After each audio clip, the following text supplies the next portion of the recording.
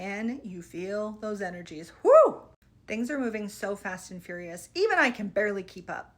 So today is a perfect day to remind everybody about how to navigate when we have multiple timelines at play, so many things happening and different people yelling about different things.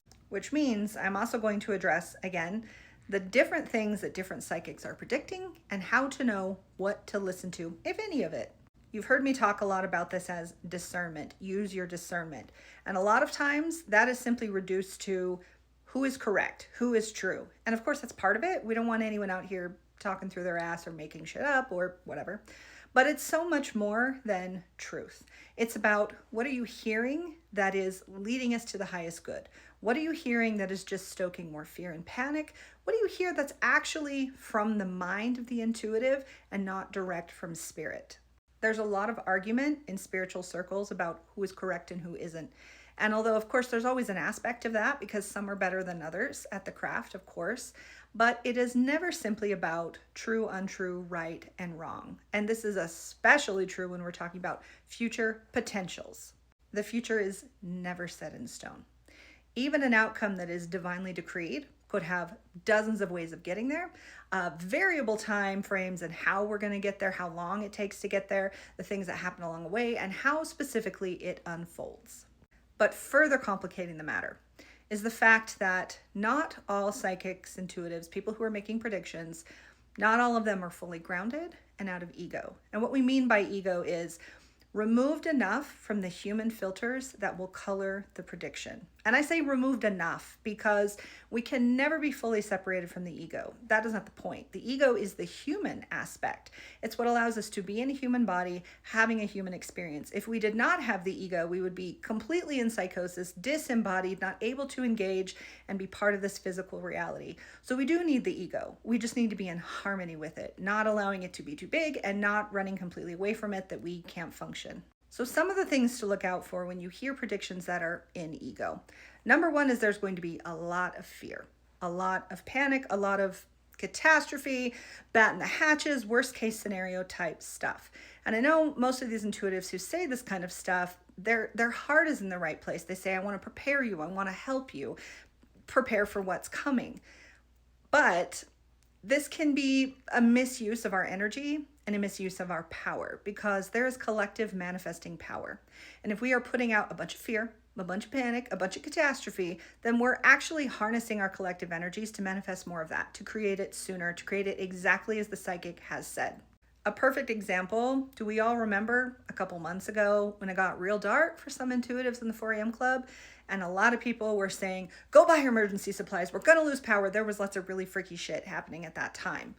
And I can't say for certain whether that didn't happen in some areas, say due to weather events or, some sort of temporary situation, but by and large, that didn't happen, right? None of that happened. So any prediction that comes purely out of fear and panic is ego, because spirit will never scare you. Never, period. Spirit could warn you and help you prepare, but it will never be from a place of everybody run, you got to do this. Now, the other thing to understand about ego is most of the time, what is already in a psychic, the way we see the world, the things we've been through, the wounds we have or have not worked through, all of that is going to color our predictions and how we receive what we get from spirit. It's like the whole rose-colored glasses thing. If you're wearing rose-colored glasses, everything looks pink.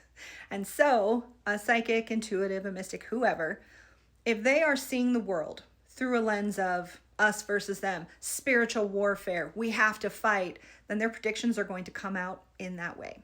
But if an intuitive is seeing the world from a viewpoint of everything that's coming to you is happening for you to help you heal, you're going to get a calmer, more grounded perspective. And they could be receiving the exact same information from spirit. They could be viewing the exact same potentials, but they're giving it an entirely different flavor based on their filters of perception. Here's a really great example of that. Many intuitives have been getting for months that we're going to go under martial law. He's going to enact martial law. We're all screwed. So now what we're seeing happening in LA and Dallas and potentially other places, you could look at that and say, oh, that's what that psychic was getting. They're seeing them mobilize the military against the citizens. So in a way, that prediction was true.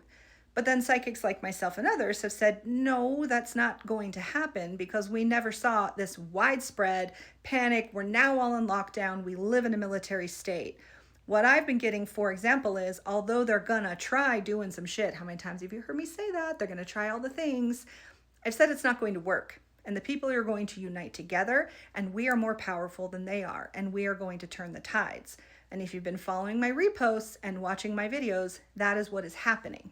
At the end of the day, I think that's why people like following me, to be quite honest. It's not necessarily that I'm the best or the most accurate or whatever it is. It's that I see the world through the lens of a healer. So everything I receive from spirit is highest potential. It's how we're going to use what's happening to heal and expand. And it's everything is overcomable. We're going to take what's happening and we're going to use it to transform ourselves, transform our society, and move toward ascension. That is my perspective. And so everything that comes to me from spirit will be colored by that lens. So this is why I say, you never have to believe me. How many times have you heard me say that? You don't have to believe me. I don't care if you believe me or not. I am bringing you a perspective, and it's an offering so that you can use it to navigate your way forward. And that's how we should be using all psychic information. That's why I said radical accountability. You're all in charge with what you do with this information. And so as we're out here and we're cruising these TikTok streets and we're taking in this and that from all these other people, be aware of the factors that influence a psychic, because it's never as simple as right or wrong, she's right, he was wrong, etc. It's about what are all the factors that are going into their predictions. And finally, and most importantly, all of this is information for you to use to create your own reality. Create your own narrative. Use your powers as a creator to shift what you're seeing, to say, no, I don't like that. I don't want to create that. Ooh, I like that. That gives me an idea. What if I build on that? That is what psychics and healers, mystics, priests and priestesses, this is what we're here to do. It's never to be as a king or queen and decree and thus everyone do our bidding and follow us and believe. We are giving you information to help you navigate your path and find your truth and create your reality. I, for one, really like my reality. I really like what I'm seeing and what Spirit's giving me and the ability I have to see into the highest potential, and then use my influence to invite all of you, if you like it, to help create the highest potential, to look out at the world, to use your discernment, to use your critical thinking and say, what's the real story? Or what is another way to interpret what's happening? Or am I falling victim to someone else's narrative that I don't have to fall victim to? That is especially true in the days of deepfakes and social media and legacy media, so many of which are pushing a very specific agenda that might not be the whole truth. So discernment helps you navigate all of this and more. So buckle up. We're in wild times. Things are happening like crazy, but I feel like those of you who've been on this journey for the past 8 months, 7 months, however long, we've been preparing for this. We have been preparing for this. We've been healing. We've been learning to ground. We've been coming out of the chaos and using everything that's happening to help us expand. Now, with the swiftness that these energies are coming through, holy shit, it feels like things are popping and things are going to pop soon. So keep the faith, keep working, keep manifesting. If it's too much for you, disconnect. Take a break. You don't have to be involved. It's okay. We're gonna get through this together.